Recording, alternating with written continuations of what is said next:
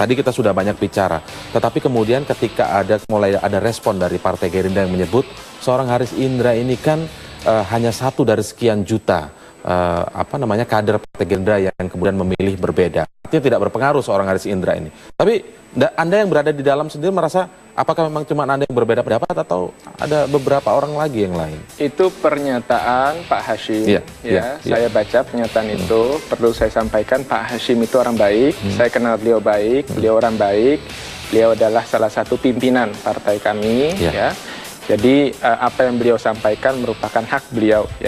Tetapi sampai hari ini kita lihat sebenarnya saya dapat beberapa SMS, saya dapat beberapa BBM, isinya mendukung. Isinya mendukung, ya benar Riz, memang saya juga. Isinya mendukung itu mendukung apa maksudnya? Jokowi mendukung JK. langkah Anda? Ya, mendukung Jokowi JK. Sebenarnya? Iya, ada juga. Beberapa yang lain? Banyak. Mereka merasa, ini kan hati nurani ya, nggak bisa dibohongi gitu loh. Tetapi bahwa mereka tidak terbuka ya tentu ada alasan masing-masing.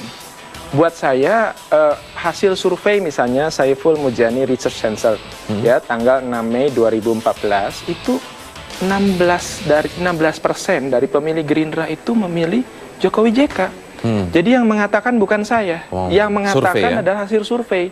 Ya, itu kan karya intelektual ya, tidak mungkin berdusta. Apa yang menyebabkan mereka tidak berani bersuara seperti Anda misalnya? Ya, saya tidak tahu ya. Saya tidak mau mengklaim orang lain mengapa tidak berani. Yang jelas ya, saya bilang sama teman-teman kalau Anda tidak mau terbuka mendukung Jokowi JK, tidak ada masalah. Yang penting di kotak suara nanti Anda coblos nomor 2. Insya Allah katanya begitu saya bilang.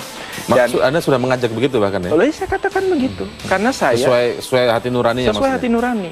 Karena kan calon hanya 2. Kalau misalnya ada calon yang lain ya berarti Anda dengan menyatakan ini tidak takut disebut menggembosi? Enggak. Kekuatan kalau menggembosi itu ya berarti kan saya membuat black campaign ya. Saya misalnya mengatakan Pak Prabowo ini begini. Enggak.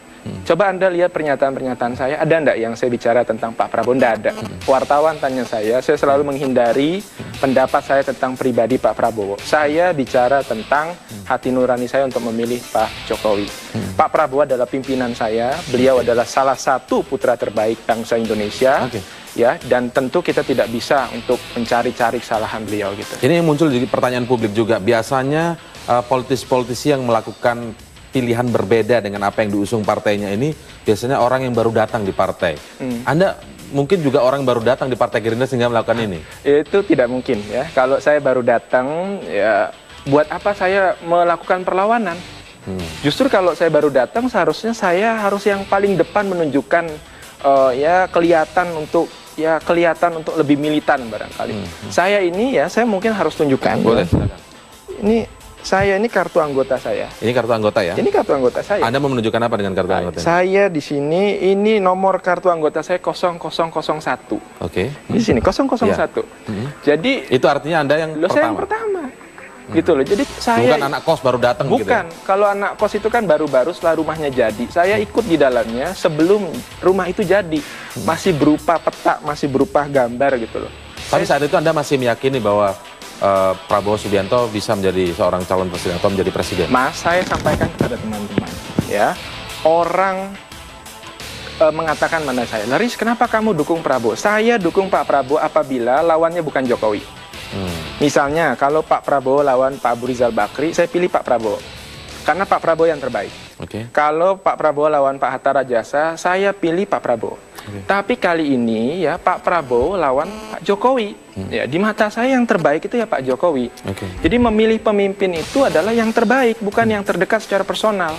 Kemarin di salah satu televisi swasta itu ada Indonesian Idol gitu. Ya, saya juga vote gitu. Saya pilih yang terbaik. Masa untuk Indonesian Idol saja kita pilih yang terbaik? Presiden Indonesian Idol kita sebenarnya ya? Oh iya dong. Indonesian Idol yang sebenarnya adalah Presiden Republik Indonesia dan itu mesti yang terbaik. Sekarang yang ingin kemudian saya tanyakan baru masuk seperti ini. Apa yang Anda lihat dari sosok Jokowi sehingga Anda harus memilih sosok Jokowi ini dibandingkan sosok yang diusung oleh partai Anda, Prabowo Subianto? Mas, saya tidak kenal Jokowi. Tidak kenal saya. Sampai hari ini saya hanya bertemu 1 kali. Ya, nggak pernah. Kalau Mas ini saya hadap-hadapan sama beliau barangkali hanya 1-3 menit jumpa begitu. Jadi awalnya itu saya ingat 7 harian Pak Taufik Kimas almarhum, Ketua MPR meninggal, itu kan ada tahlilan di Tauku Umar. Saya diajak Pak Fadlizon, saya diajak Pak Muzani, Wakil Ketua Umum dan Sekjen Partai. Keduanya adalah kakak-kakak saya, orang-orang baik itu. Itu mengajak saya ke Taukuman. Karena beliau sering warawiri di televisi, ya Sapam buka untuk pintu masuk ke dalam. Ya, karena saya bukan orang terkenal, saya di teras. Saya berdiri, saya masih ingat betul, saya berdiri di antara banyak orang itu yang duduk. Lalu kemudian ada seorang kurus, ya, berbaju putih, saya masih ingat celananya juga celana hitam seperti yang saya gunakan sekarang, itu menarik lengan saya, kemudian memberikan tempat duduk yang sempat diduduki sama dia. Ayo mas duduk sini duduk sama saya. Tuh, saya lihat ini kan gubernur DKI. Terus dia bilang, ayo mas duduk. Saya bilang jangan Pak Gub, jangan. Saya bilang lebih baik Pak Gub saja. Enggak, saya sudah duduk. Enggak apa-apa, silakan duduk. Ya, itu yang membuat perasaan saya kan terenyuh gitu loh. Ini pemimpin yang melayani, tidak hanya mau dilayani. Ini pemimpin yang mendengar, tidak hanya mau didengar. Dan ini pemimpin berhasil menyentuh hati saya. Ini yang membuat saya kemudian kepo. Kalau bahasa orang ingin anak-anak tahu, muda, penasaran. ingin tahu. Saya penasaran, ini siapa ini orang? Dan tentu saya merasa bahwa orang ini orang baik gitu. Dan ketika bangsa Indonesia diberikan kesempatan untuk memilih orang baik, buat saya adalah kewajiban saya untuk mengkampanyekan orang baik. Sampai hari ini saya belum ketemu Pak Jokowi. Nggak mau juga kalau ketemu. Kenapa? Buat saya nanti dianggap, oh ini ada kepentingan. Ada kepentingan, nggak ada.